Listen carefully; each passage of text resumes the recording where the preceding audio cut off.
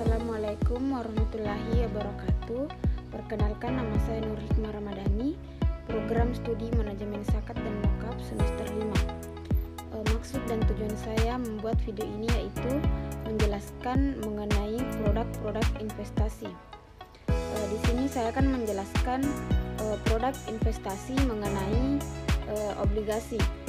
Adapun poin-poin yang ingin saya jelaskan yaitu pertama mengenai apa itu obligasi, kedua bagaimana cara kerja obligasi, ketiga tujuan obligasi, keempat jenis-jenis obligasi, dan yang terakhir keuntungan investasi obligasi. Baik, yang pertama saya akan menjelaskan apa sih itu obligasi. Jadi obligasi adalah surat utang yang diterbitkan oleh pemerintah atau perusahaan untuk mengumpulkan dana dari investor. Nah, dalam obligasi, penerbit, pemerintah atau perusahaan berjanji untuk membayar kembali pokok utang pada waktu yang telah ditentukan atau jatuh tempo. Serta pokok utang pada waktu yang telah ditentukan itu memberikan bunga secara berkala selama jangka waktu obligasi tersebut. Bunga ini dikenal sebagai kupon. Obligasi dianggap sebagai instrumen investasi yang lebih stabil dibandingkan saham karena memberikan pendapatan yang relatif pasti dari kupon. Namun tetap memiliki resiko seperti resiko gagal bayar atau perubahan suku bunga yang dapat mempengaruhi nilai dari pasar obligasi. Baik, kemudian pembahasan kedua yaitu tentang bagaimana sih obligasi itu bekerja. Jadi obligasi bekerja dengan cara penerbit seperti pemerintah atau perusahaan meminjam dana dari investor dengan janji untuk membayar kembali dalam jangka waktu tertentu. Kemudian biasanya dengan tambahan bunga.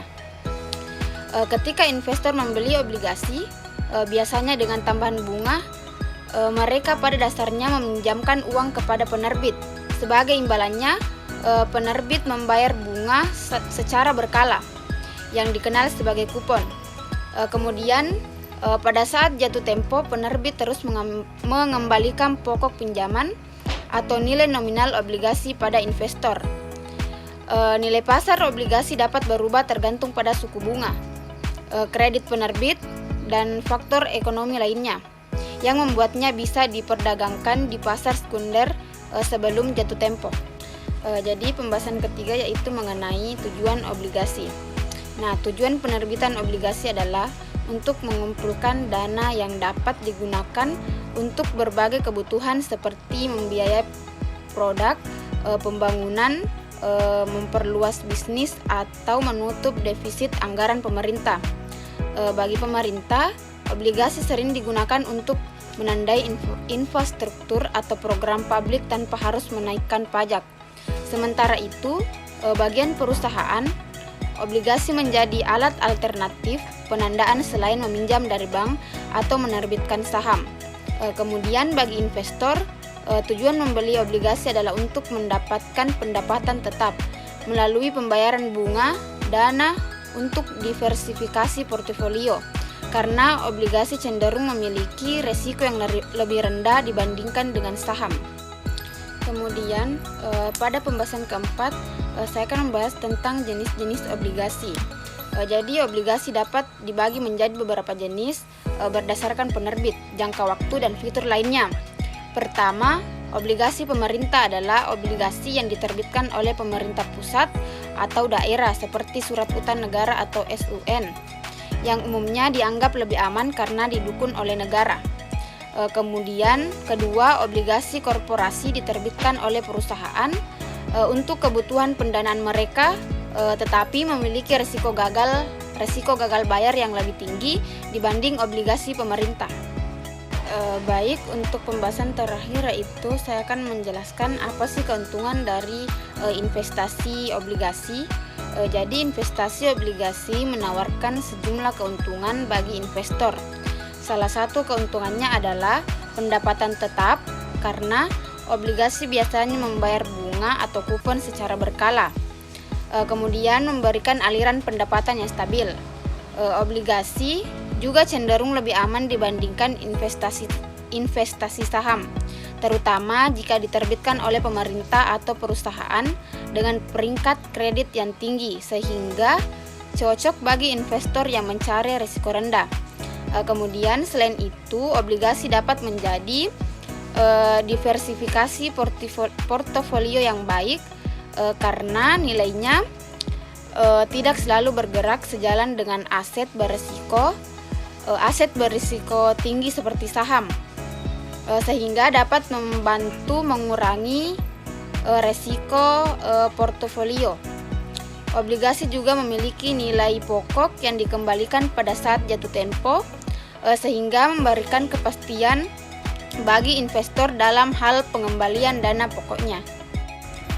Baik, jadi kesimpulan dari materi yang saya jelaskan mengenai investasi di obligasi, yaitu obligasi atau biasa disebut surat berharga. Surat berharga negara adalah instrumen investasi yang sifatnya itu utang.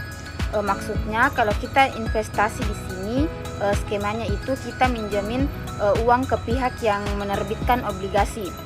Nah, biasanya obligasi terbagi menjadi dua jenis, yaitu obligasi pemerintah, yang penerbitnya adalah pemerintah. Kemudian yang kedua itu obligasi korporasi atau penerbitnya adalah perusahaan. Jadi kalau kita beli obligasi pemerintah 1 juta, tandanya kita minjemin uang kita 1 juta ke pemerintah. Terus uangnya dibuat apa?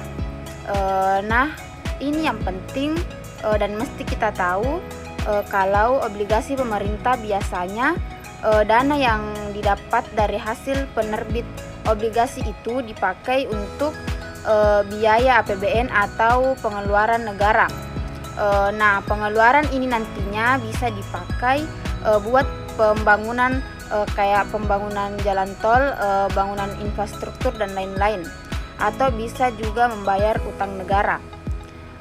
Kalau yang korporasi buat pendanaan juga, atau bisa juga buat ekspansi usaha. Contoh obligasi pemerintah itu adalah yang bisa dilihat seperti ORI, sukuk retail ataupun ST.